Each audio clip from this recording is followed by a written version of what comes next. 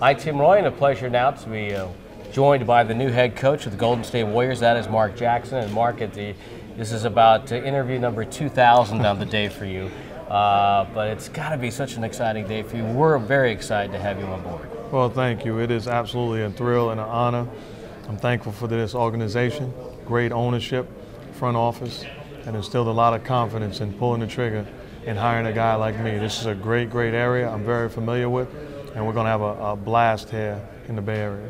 Now, I know you talked about the fact that you dreamed of being a great player, an announcer, and a coach, and you would listen to the radio, which, of course, as a radio guy, I kind of like that. Marv Albert, I assume, calling games. Yes, absolutely. All right. But I also know that as a player, you wanted to be the next Earl of Pearl, I believe. I did want to be Earl of Pearl Monroe as a youngster. I wore number 15, and incredible basketball player. I just couldn't score like him, but that's where I really got as a youngster, going to the park, dribbling with my back to the opponent, because I was acting like I was Earl of Pearl Monroe. So blame him. Would you work on your Earl spin move at that point? Or? It was his spin move, and it only got worse because after he retired, it became Magic Johnson. So I went to the park and was him, and I still kept my back to my opponent. So both of those guys has had a tremendous impact on me as a basketball player throughout my career. And one of the things you talked about in the press conference I thought was very interesting about how as a point guard you got to call plays, got to run the offense, had that feel on the floor. As a point guard, having to deal with guys who want shots and they want the ball at certain points, does that help you in terms of dealing with personalities? That's coaching. You know, that's exactly coaching. You got to be able to understand who to get the ball to, who to stay away from, who to talk, who needs a pep talk, who needs to be stroked, who needs to be pretty much everything. You're the extension of the coach on the floor, so you have to have a total understanding of the game. Now, if you're just a scoring point guard that's trying to get yours, you don't have any clue about those other things.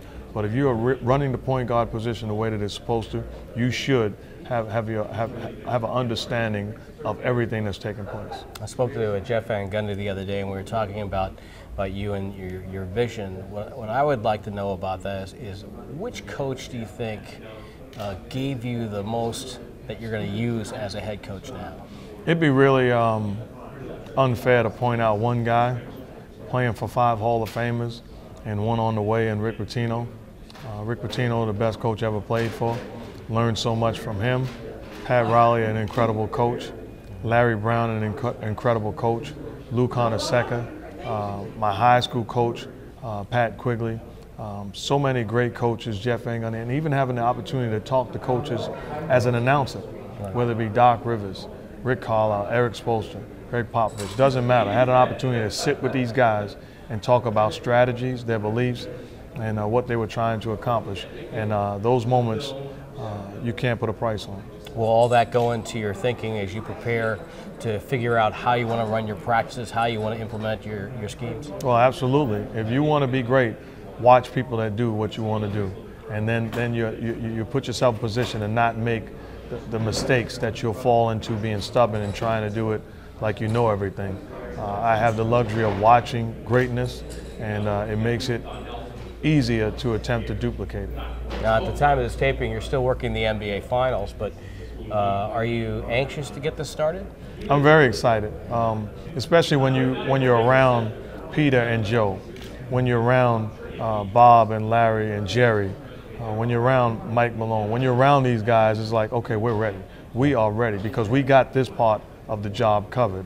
Now, let's get players around us that really want to execute the game plan and be part of something very special. You've worked Warrior games the last couple of years. What do you see with the core players that are returning? Great scorers. I think we're fine on the offensive end of the ball. No secret there. The bottom line is, though, we got to do a better job defending the basketball and holding each other accountable on the defensive end. When you defend, you give yourself an opportunity to be playing all the way through June.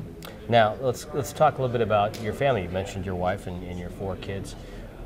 What was their reaction to this, and are they excited about becoming West Coasters? Well, we actually live in California now, Southern California, so very excited that the move is not going to be one where distance plays a factor. You know, it's very close. and they're thrilled about it. They're thrilled about the platform that I will have now, and looking forward to it. So I have an incredible family, starting with my wife and 4 beautiful kids, and I truly am blessed, and thank God for them. So I guess the point I want to bring up, because we're broadcasting this on Warriors.com, they're not Laker fans, are they? They're Warrior fans. Okay, good. They are Warrior fans. Okay. They have no choice. Now you're obviously a preacher background. Does that help with in terms of maybe getting that fire and brimstone into the pep talks? Well, it's who I am. You know, a lot of people don't know I am a pastor of a church in Van Nuys, California, called True Love Worship Center, and that made this even tougher. Yeah.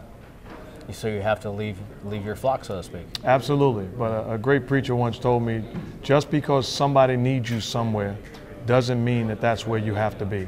Make sure that you are where you're supposed to be. And I look forward to this platform and answering the call. So go back in your career for me for just a moment. You're drafted in the NBA, hometown team. Now you become an announcer on a nationwide stage. Now you're named as a head coach of an NBA team. Describe those 3 throws. Well, it really is a dream. It's an absolute dream. I couldn't envision putting this thing together the way that it's come. Not just as a coach, but my entire life. I've beaten the odds. And I look forward to the fact that I'm not done. The game is not over, and I'm going to continue to beat the odds. The thing is, in this situation, I'm going to need some co-stars. I'm going to need some people alongside of me to make life so much easier, starting in the front office, starting in ownership, starting in assistant coaches, and then starting with players in uniform, executing the game plan where we all will look unbelievably good at the end of the day. Final question. After the NBA Finals are completed, what's your first task? Take a nap. No, we want to make sure when you look at the draft day that we put ourselves in position to get somebody that can have an immediate impact on this team and this franchise going forward. All right. Mark Jackson, thank you so much for joining us. We're thrilled to have you here, and as you said, things be changing here in Northern California. I'm excited. Thank you.